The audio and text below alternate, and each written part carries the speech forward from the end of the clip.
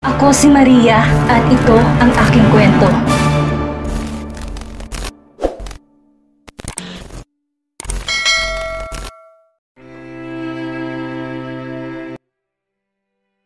Nagising si Alicia sa liwanag ng araw na nagmumula sa bintana. Napareklamo siya dahil doon at nagtakip ng unan sa kanyang mukha. Inaantok pa siya kaya binalak niyang matulog muli nang sumagi sa isip niya. Ang nangyari na kaagad niyang ikinabangon. Bumungad sa kanya ang familiar na silid. Color light green ang punda. Ang kulay ng kortina, ang bedsheet at ang pantulog na suot niya. Paano hindi magiging familiar dahil yon ang silid niya sa bahay nila ni Maximus. Hinimatay nga pala siya. At least, ngayon tapos ng problema niya kay Manny. Ang kailangan niyang gawin ay mahuli si Aya. Pero bago yon, kailangan malaman niya na muna kung nasaan ang anak. Bumangon na siya upang magbihis. Mayroon naman siyang mga gamit doon kaya hindi siya mahirapan sa pamalit. Kailangan niyang umalis para makapunta sa ampunan at malaman kung sino doon ang anak niya. Nang makapagbihis siya ay lumabas na siya ng kanyang silid. Ngunit napahinto siya nang makarinig na nag-uusap sa katabing kwarto niya. Sa pagkakaalam niya, kwarto ito ni Maximus. Sino kayang kausap nito? Tanong nito sa kanyang isip. Lumapit siya sa pinto at bahagyang binukas ang pinto. Natigilan siya nang makita si Maximus na chinicheer si Buboy na sumailalim sa therapy niya. Naalala ni Alicia na sabay nga pala sila ng anak na nagpa-therapy. Gusto pa nga ni Maximus na isama na lang sila ni Sanya pero dahil may nirekomenda na si Dr. Veralyn, kaya nahihiya naman siyang tanggihan na ito. Good job, Buboy, sabi ni Oscar sa bata. Sabi ko naman sa iyo kaya mo, dinig ni Alicia ang pagka-proud sa salitang binigkas ni Maximus. Kitang-kita niyang malaking ngiti sa labi nito, lalo ng pagmamahal sa mukha ng asawa.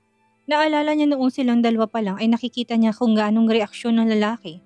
Sa tuwing nagkakasama silang dalawa, kapag nagdi-dinner sila sa labas, hindi naman kasi sila madalas magkasama dahil na rin sa trabaho ng lalaki. Pero ibang-iba ng Maximus na nakakita niya, lalo na't nakita niya na rin kung paano niya alagaan ang anak at si Buboy noong nasa Tagaytay sila. Palagi nga itong nakabuntot sa dalawang bata at kapag may pagkakataon si Maximus ay siya naman ang inaasikaso nito. Parang siya ang tunay na ama ng mga ito. Ganon din kaya ito kapag nagkaanak sila? Napailing si Alicia sa isipan na yon. Masyadong malawak ang imahinasyon niya. Alicia, gising ka na? Napatayo ng ayos si Alicia nang tawagin ni Oscar ang pangalan niya. Kilala niya ito dahil sinama na ni Maximus ang lalaki sa bahay nila noon. Isa ito sa mga matalik na kaibigan ng asawa at bilang lang ang close friends nito. Oo, hinahanap ko kasi kayo. Nahihiyang sabi niya sa mga to. Ate Alicia, masayang bati ni Buboy kung kaya naglakad si Alicia palapit dito. Kita niya si Maximus na nakatingin sa kanya kaya iniwasan niyang mga mata nito. Siyempre, nandun pa rin ang mabilis sa tibok ng puso niya dahil nasa malapit lang ito. Kung pwede nga lang patigilan ang pagtibok nun para sa lalaki ginawa niya na. Ngunit sadyang lamang talaga ang pagmamahal niya dito kung kaya nahihiya siya sa asawa. Yes, tanggap na niya na asawa pa rin niya si Maximus. Hindi pa sila nakakapag-usap pero alam naman niya na walang masamang balak ang lalaki sa kanya. Sa tagal ba naman nilang magkasama, sanay na rin siya sa presensya nito. Kamusta ka na, Buboy? Pareho kayo ng anak ko na malaki ang pagbabago. Simula na mag-therapy. Ayos naman po ako, Ate Alicia. Masaya po ako na makita kayo ngayon. Ikamusta niyo po ako kay Sanya pag uwi niyo po? Sure, Buboy. No problem. Ginulo ni Alicia ang buhok ng bata habang nakangiti. Nagkwentuhan pa silang dalawa ni Buboy ng ilang minuto at hiniyaan sila ng dalawang lalaki. Hanggang sa magpaalam na rin si Alicia sa bata dahil meron pa siyang pupuntahan. Buboy, iwan ko na muna kayo ni Tito Oscar mo, okay? Naiwan si Buboy at Oscar sa silid na yon habang silang dalawa ni Maximus ay bumaba upang kumain. Nauna na daw kumain ng dalawa sa itaas kung kaya hindi na nila ito isinama. Dapat nga hindi nakakain si Alicia, ngunit naihanda na raw ni Maximus ang pagkain nila. Ako nang nagluto niyan, napatingin si Alicia sa asawa na sabihin niya yon. Once in a lifetime lang kung magluto to, kaya hindi niya napigilang asarin ng lalaki. Wow, perfect na magprito at walang sunog. Grabe ka sa akin. Siyempre nag-aral ako. Reklamo ni Maximus na ikinatawa lang ni Alicia. Kapag magluluto kasi ang lalaki, hindi mawawalang isa o tatlo na sunog sa pagkain, lalo na kapag last batch na nakakalimutan na ito ni Maximus at nasusunog. Pinaghain siya ng plato ni Maximus at nilagyan ng kanin at ulam. Hindi na bago sa kanyang ganong aksyon ng lalaki dahil noon pa man ang maging mag-asawa na sila.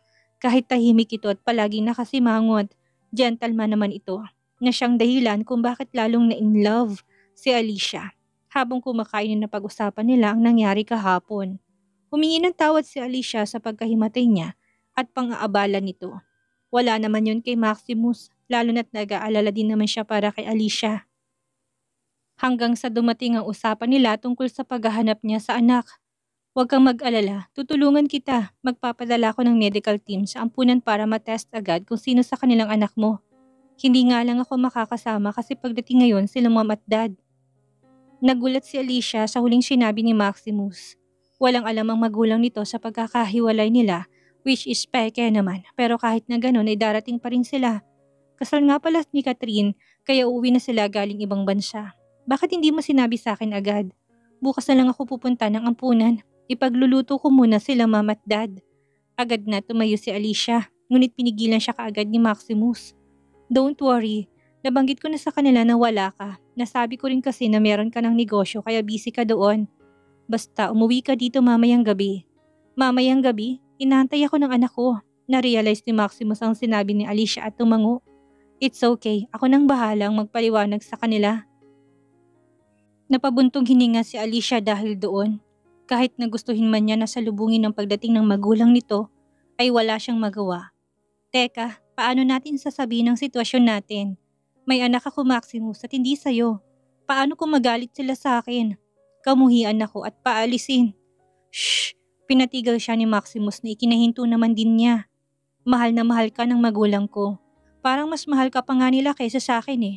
Kaya nga ayaw ko na maghiwalay tayo dahil siguradong ma-stress si mom at baka magkasakit na naman siya. Natigilan si Alicia sa narinig at hindi maiwasan na masaktan. Bakit nga ba siya umaasa na may gusto ang lalaki sa kanya? Gentleman lang ito at wala ng ibang meaning. Ganun ba? Sige, aalis na ako. Salamat sa breakfast. Teka Alicia, mali ang iniisip. Huli na nang ma-realize ni Maximus sa mga sinabing kataga. Ang labas ay dahil sa magulang kaya niya pineke ang divorce papers. Gusto niyang kotongan ng sarili. Wala naman siyang magawa kasi nagmamadaling umalis si Alicia. Napabuntong hininga na lang siya at nilabas ang cellphone upang tawagan si Gian. Gian, okay na bang medical team for DNA testing? Oo, nandun na nga sila at pinahanda ko na rin ang mga batang kaedad ni Sanya. Good.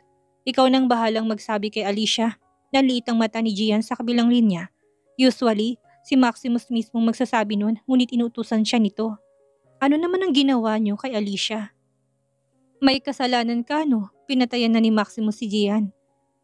Aasarin lang naman siya nito at siya naman ay aasar kaya pinatayan niya na to. Pagkadating ni Alicia sa klinik kung saan nandoon ang anak ay nagtaka siya kung bakit nakabihis ang mga to na tila merong pupuntahan. Saan kayo pupunta? Napalingon sa kanyang mga to na merong gulat sa kanilang mga mata. Alam kasi nila na busy si Alicia kaya hindi nila inaasahan na pupunta ito doon ngayon. Mommy! Tumakbong lumapit si Sanya sa ina't niyakap ito ng mahigpit. Anong meron anak? Saan kayo pupunta? Bago pa makasagot si Sanya, saktong dumating ang doktor nito. Alicia, saktong dating mo. Pwede kang sumama sa kanila ngayon. Nagtataka na patingin si Alicia sa babae na walang makuha sa mga sinasabi nito. Saan sila pupunta? Hindi ba under ang anak ko ng therapy? Exactly. Naglakad ang doktor palapit kay Alicia at ibinigay sa kanyang isang papel. Maganda ang records ni Sanya, which means malapit na siyang gumaling. Isa sa mga kailangan niyang pagdaanan ay ang paglabas. Hindi pwedeng nandito siya palagi sa klinik. Nabasa ni Alicia ang nakasulat sa papel at tama nga ito. Magagandang records nandoon at laking tuwa niya sa nalaman. Hindi na siya mag-aalala sa anak at tuluyan ng mawawalan trauma dito. Good job anak, ngiting sabi niya tinalikan ng noon ng anak. Magpapagaling po ko para sa inyo. Tumango si Alicia sa sinabi ng anak ngunit nawala din kaagad ang ngiti niya nang maalalang hindi niya ito maaring samahan. Kaso, hindi makakasama si mommy, meron akong dapat asikasuhin. Kita niyang bahagyang pagsilay ng lungkot sa mata ng anak ngunit nakangiti pa rin ito sa kanya. It's okay mommy, kami naman po talaga nila lolo't lolang lalabas talaga. Hindi niya maiwasan na mag-guilty. Alam niyang hindi pa niya nakakasama ng matagal ang anak. Yun na sanang magandang pagkakataon ngunit meron naman siyang pupuntahan.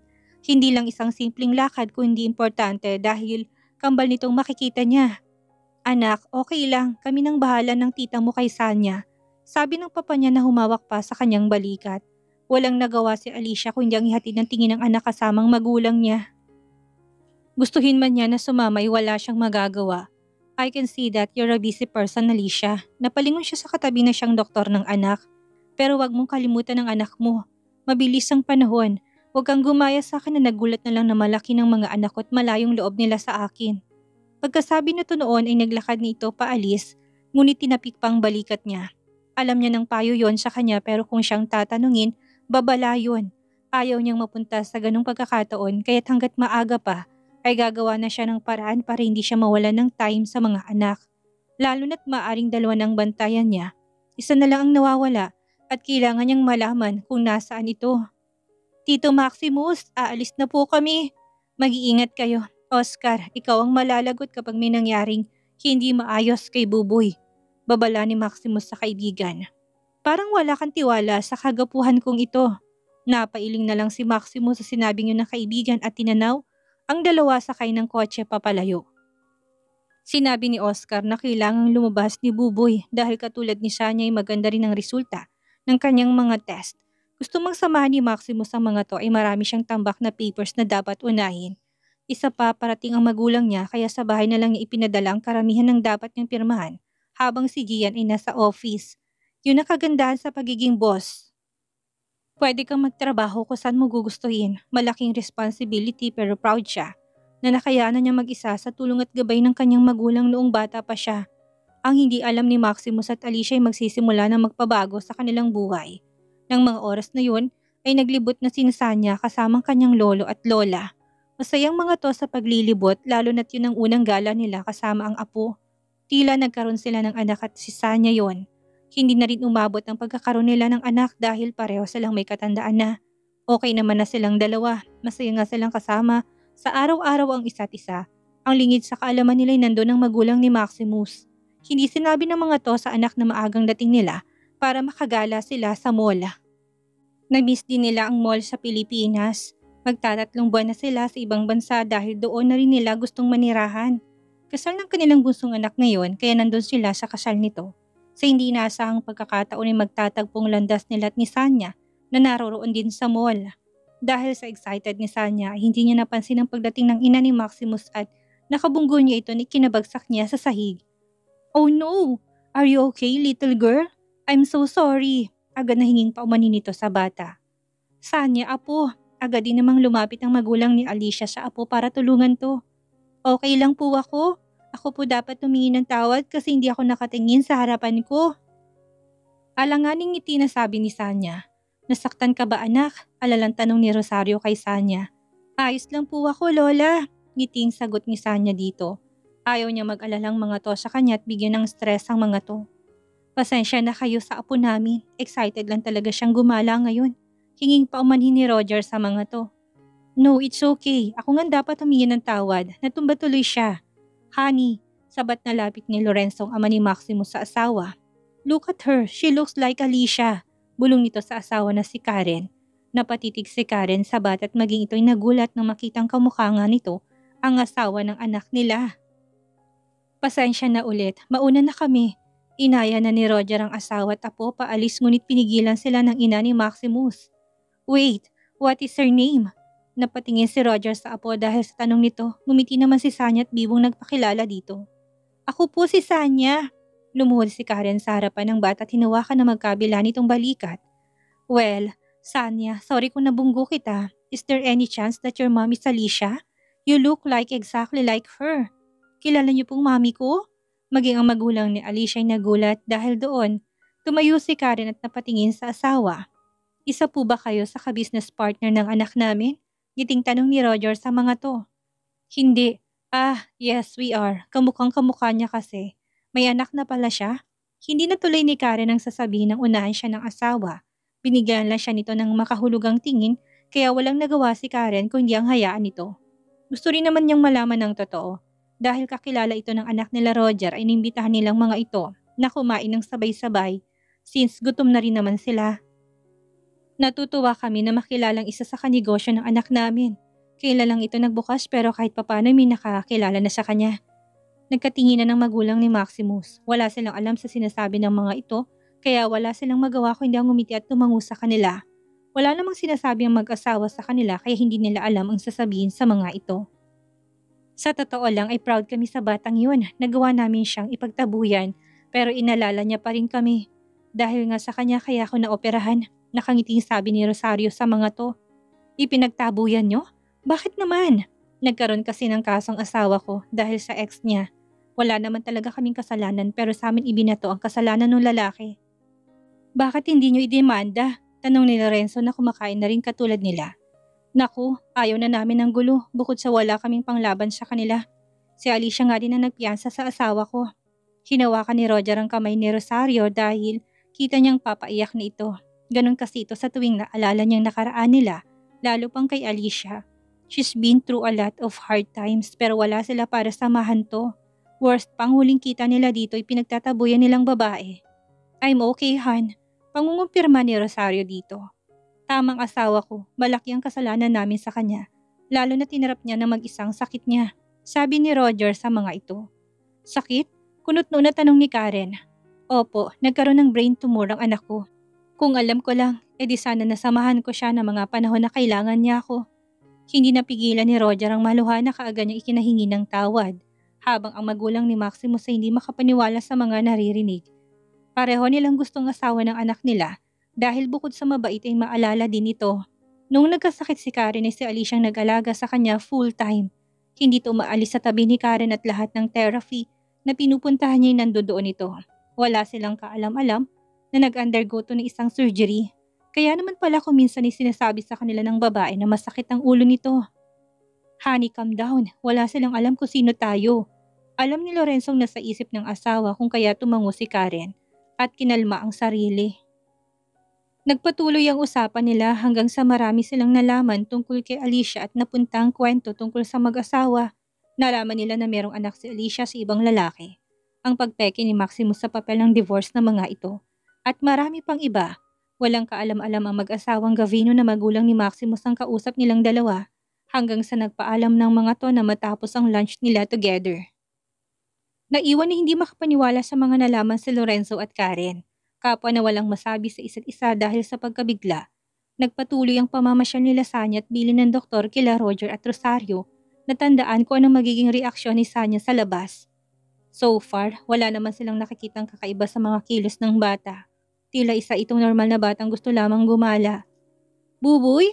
Buboy! Habang gumagala sila may nakitang familiar na mukha si Sanya at hindi siya maaaring magkamali. Nang tawagin niya si Buboy, ikagad na bumaling ang mukha ng batang lalaki sa kanila. Kagaya ni Sanya ay nagliwanag ang mukha nito. Sanya! Tumakbo ang dalawang bata papalapit sa isa't isa. Apo, dahan-dahan lang. Ngunit hindi pinansin ni Sanya ang sinabi ng kanyang lola. Nang magpang-abot ang dalawa ay niyakap nilang isa't isa. Ang galing! Lumabas ka din? Hiwalay na sabi ni Sanya. Namiss kita, Buboy. Ngumiti ng malaki si Buboy sa narinig. Namiss din kita, Sanya. Kamusta ka? Nakalabas ako kasi sabi ni Tito Oscar, very good daw ako sa therapy ko. Talaga? Ako rin. Baka sa susunod hindi na ako magti-therapy. Same here. Napangiwi ang magulang ni Alicia at si Oscar sa pinag-usapan ng dalawa. Imbis na larong isipin nila, sakit patuloy nilang pinag-uusapan.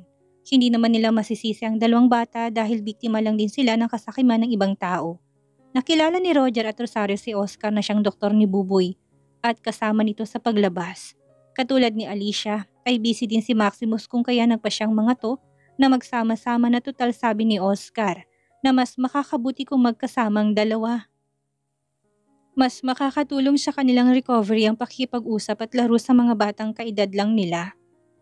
Nagpunta si Alicia ngayon sa apunan kung saan nandun ang mga batang na-rescue nila kay Manny.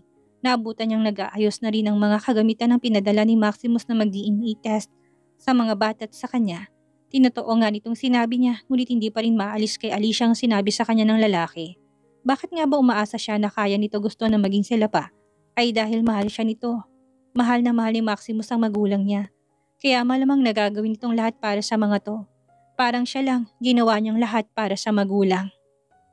Napailing siya sa isipin na yon. Ate Alicia! Napangiti na lamang si Alicia nang salubungin siya ng mga bata. Kahit papano'y nalibang siya habang kakulitan ng mga to. Pinaliwanag na rin niya ng maayos sa mga to ang dahilan kung bakit meron siyang kasama na kukuhaan sila ng dugo. Naiintindihan naman yon ng mga bata at lahat sila'y sumailalim sa DNA test. Ayon sa mga nagsagawa ng test ay aabutin pa ng gabi bago sila matapos dahil hintayin pa nilang result. Wala namang problema kay Alicia dahil aalis din siya at merong meeting. Nang matapos ay nagpaalam na muna siya sa mga bata at saktong tumawag si Nina dahil sa kanilang meeting. Hindi na siya nag-aksaya ng panahon at nag-drive na patungo sa kanilang main office. "You're late," bungad na sabi ng kaibigan sa kanya. "Inabutan ng traffic, nakakainis nga eh." Sabi nito at inalis ang suot na coat at sinabit sa sabitang nandoroon. "Saan ka ba kasi galing? Hindi kita makausap nitong mga nakaraang araw, pati sa Veralyn at Lorraine. Nagtatanong na sa akin kung anong update sa'yo." "Pasensya na kayo, Nina. Busy lang talaga ako." "Busy? Hindi kang umattend sa meeting nung nakaraan." Tahimik si Alicia sa sinabing yun ng kaibigan. Wala talaga siyang maitatago dito dahil meron itong palaging panlanlag sa kanya. "Hais, sige mamaya sasabihin ko sa'yo." Napangiti ng malaki si Nina dahil sumuko rin ng kaibigan. Ramdam naman niya na may kakaiba dahil hindi ganun ang dalaga, lalo na't lagi siya nitong kakausapin sa update sa business nila. "Tara na, kanina pa sila naghihintay." Tumango lang si Alicia dito at naglakad na sila papunta sa meeting room. Yun ang room na puro gamit noong nadatna ni Nina. Pinaayos na niya yun at ginawang meeting room. Inabot ng takip silim ang kanilang meeting. Nag-usap pa sila para sa mangilang-ngilang tanong ng kanilang mga manager sa iba't ibang branch. Nilinaw naman ni Alicia na dadalawin niyang bawat branch for time to time, lalo na sisiguraduhin niya kung anong lagay ng negosyo nila. Mabait si Alicia at Nina. Walang mairereklamong kanilang employees. Masaya pa nga ang mga ito dahil hindi sila napunta sa masusungit at mahigpit na amo. Ang kailangan na lang nila ay magsikap at mas magtrabaho para mapalago ang kanilang studio. Inabot na ng dilim si Alicia at kasama na niya ngayon si Nina papunta sa ampunan. Habang nasa daan ay kinuwento ni Alicia kung bakit ganun siya sa nakalipas na mga araw. Hindi naman siya nakakuha ng violent reaction mula sa kaibigan na kinapagtataka nga niya. Wala sa ugali na kaibigan na hindi pagiging OA, kaya kahit nagustuhan niyang hindi nito pagtatanong-tanong ay nagtataka pa rin siya. Baka meron lang itong ibang iniisip kung kaya hindi na nagtanong pa si Alicia. Matapos ang 1 oras na biyahe, dahil sa traffic ay nakarating din sila sa ampunan. "Paanong walang positive kahit isa?" Hindi makapaniwalang sabi ni Alicia sa mga nagsagawa ng test. "Ma'am, kita nyo naman po sa papers. Wala po talaga ditong anak ninyo." Nanghina si Alicia sa narinig at napaupo sa upuan na naroon. "Alicia," alalang tawag ni Anina sa kaibigan. Agad nila itong binigyan ng tubig para kumalma ito. Akala ni Alicia makikita niya ng anak niya, hindi pa rin pala. Ibig sabihin, hindi totoo ang sinabi sa kanya ni Manny. Niloko siya nito. Sa bagay, niloko rin naman niya ito pero bakit nga ba siya naniwala sa taong yun? Isang tuso si Manny at Sakim, malamang na ginawa lang niya yun para magsinungaling. Nang mga panahon na yun ay kadarating lang ng magulang ni Maximus sa bahay nila. "Ma'am, Dad," bati ni Maximus sa mga to. Niyakap at tinalikan ni Maximus ang pisngi ng ina. "Where is Alicia?" Tanong kaagad ni Karen sa anak. "Si Alicia?" Tanong ni Maximus. She's busy to her business." Putol na sabi ng ina niya. Yes. How did you know that, ma'am?" "Ngayon ko palang sana sasabihin sa inyo." Nagtatakang tanong ni Maximus. "We all know the truth, son. Simula umpisa, ang pagpapakasal nyo in contract at ang peking divorce. Ang anak ni Alicia, alam na namin ang lahat." Natigilan si Maximus sa narinig. Hindi niya alam kung paano nalaman ng magulang ang totoo pero nandun na may magagawa pa ba siya? Napaseryoso na lang siya at nagsalita. "Let's talk, Mom and Dad." "Yes, we definitely need to talk." Madiin na sabi ng mami niya na ikinailing lang ni Maximus. "Ayos ka lang ba, Alicia?" Alalang tanong ni Nina sa kaibigan. "No, wala pa rin ang 2 anak ko, Nina. Akala ko makikita ko ng pangalawa ko, wala pa rin pala."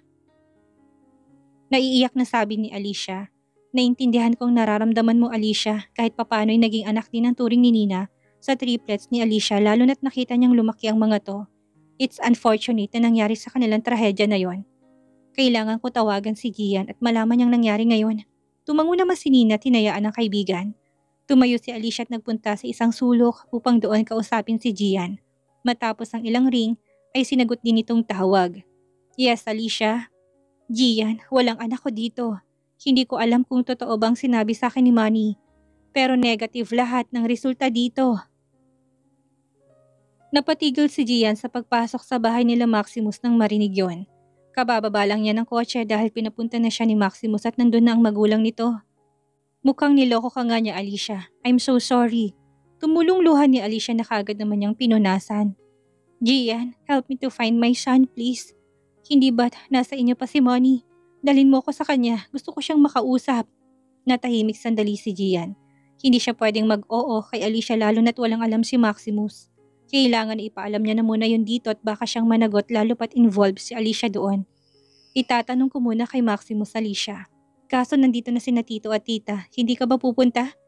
Naalala ni Alicia tungkol sa magulang ni Maximus.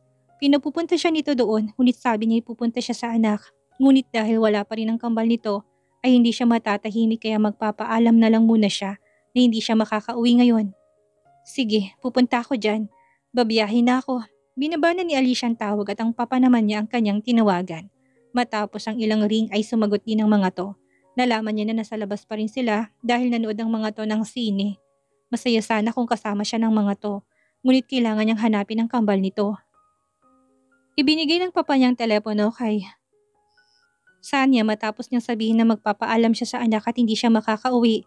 Hello mommy, how are you? Masayang bati ng anak sa kanya. Hindi niya maiwasang mapangiti dahil sa pagka-sweet ng anak niya kaya mas lalo niyang gustong mahanap ang kambal nito para kahit papano ay merong kalaruang anak. Isa pa alam niyang ramdam nito na merong kulang sa kanya since magkakarugtong silang triplets. Kamustang gala niyo anak? Ayos naman mommy. Sayang lang po't wala kayo dito. Nawalang ngiti sa labi ni Alicia at napalitan ng guilt. Kailan ba siya magkakaroon ng oras sa anak? Anak, sorry if mommy can't make it. Hindi rin ako makakauwi ngayong gabi anak. Natahimik sandali sa kabilang linya at alam ni Alicia na nalungkot ito. Okay lang po mommy, may bukas pa naman. No anak, mommy has a reason. The truth is, I'm finding your kuyas. Ang mga kambal mo. Nalaki ang mga mata ni Sanya sa narinig. Naka-loudspeaker ang tawag kaya maging ang lolo't lola niya ay nagulat sa narinig. Anak, totoo ba ang sinasabi mo?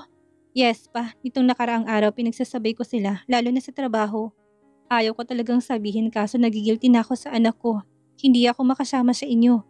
Mommy, it's really okay. Alam ko naman po na may work ka. Pero meron pa palang iba. Thank you sa paghahanap sa mga kambal ko, Mommy. Habang nag-uusap sina Alicia at anak sa kabilang linya ang siyang dating naman ni Buboy kasama si Oscar. Nagpumilit kasi si Buboy na puntahan ng kanyang mga kasama noon na mamalimos. Sila na nagsisilbing pamilya na noon kahit na madalas siyang mabuli. Buboy, dahan-dahan at baka madapa. Ayan na nga bang sinasabi ko eh. Hindi pa natatapos ni Oscar ang sasabihin niya nang makita niyang bumagsak sa sahig si Buboy. Mabilis naman siyang tumakbo papunta dito upang alalayan to na meron siyang makasabay. Si Naomi. Napatingin kasi si Naomi sa yapak na paparating at nakilala niya kaagad si Buboy. Babatiin niya sana ito nang biglang matisod kaya ang ginawa niya ay tumakbo papunta dito upang alalayan to. Sabi ko naman sa'yo, dahan-dahan eh. Papagalitan ako ng magiging daddy mo niyan. Mahinahang pagalit ni Oscar kay Buboy. Si Naomi naman ang umalalay kay Buboy at natigilan na makitang kwintas na lumitaw mula sa ilalim ng damit ng bata.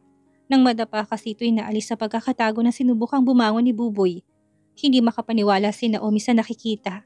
Kilalang kilala niyang damit na yun at hindi niya maaaring magkamali. Yun ang kwintas na ibinigay niya sa triplets na anak ni Alicia. Ayos lang po ako Kuya Oscar, malayo sa bituka, tawang sabi ni Buboy. Upang kumalmang isip nito, ngunit nagulat siya nang hawakan siya ni Naomi sa balikat at iharap sa kanya. Buboy, saan ang galing to? Nagulat ang bata sa biglang paghawak sa kanya ni Naomi. Mabuti na lang at kilala niya ito dahil kung hindi baka mas lalo siyang magulat. Tinulungan naman siya nito sa pagkakadapa niya kanina. Hindi ko po alam Ate Naomi, basta nandito na siya sa akin na magkaisip ako. Mas lalong nagulat si Naomi at hindi nakapagsalita. Si Oscar naman ay nawiwirduhan sa ikinikilos ng babae. Is there any problem, miss? Kilala mo pala siya, Buboy? Opo, Tito Oscar. Friend siya ni Ate Alicia. Napatango si Oscar sa sinabi ni Buboy. Sakto namang tapos na si Alicia makipag-usap sa telepono. Sasabihin niya sana kay Naomi na tapos na siyang makipag-usap ngunit wala ito doon. Nang tanawin niya sa hindi kalayuan si Naomi ay nakita niya itong merong kausap. Kinilala pa ni Alicia ang kausap ng kaibigan at nakita niya si Oscar yon. Anong ginagawa ni Oscar dito? Takang tanong niya sa sarili, ngunit nang mapadako ang mata niya sa batang kausap ni Naomi ay agad siyang napangiti. Buboy! Malayo palang isigaw na niya ang pangalan ng bata dahil sa tuwang makita ito. Hindi niya talaga maialis sa sarili ang pagkatuwa sa tuwing nakikita si Buboy. Tunay na magaan kasi talagang loob niya dito at sa batang edad nito ay matured na kung mag-isip at parang si Sanyang anak niya. Ate Alicia! Natuwa din si Buboy nang makitang Ate Alicia niya at tumakbo papunta dito. Tumakbo na rin si Alicia para salubungin ng bata at nang magpang-abot ay nagyakapan ang dalawa. Bakit ka napunta dito? Ngiting tanong ni Alicia. Gusto ko lang po sanang dalawin sila ate at kuya dito. Ang tagal ko na rin silang hindi nakikita. Miss, ayos ka lang? Takang tanong ni Oscar kay Naomi at kitang-kita niyang shock sa mukha nito. Dahil naman sa tanong ni Oscar ay napabaling sa uliratang babae. Agad na tumayo si Naomi at napatingin sa dalawa na magkaharap at magkausap.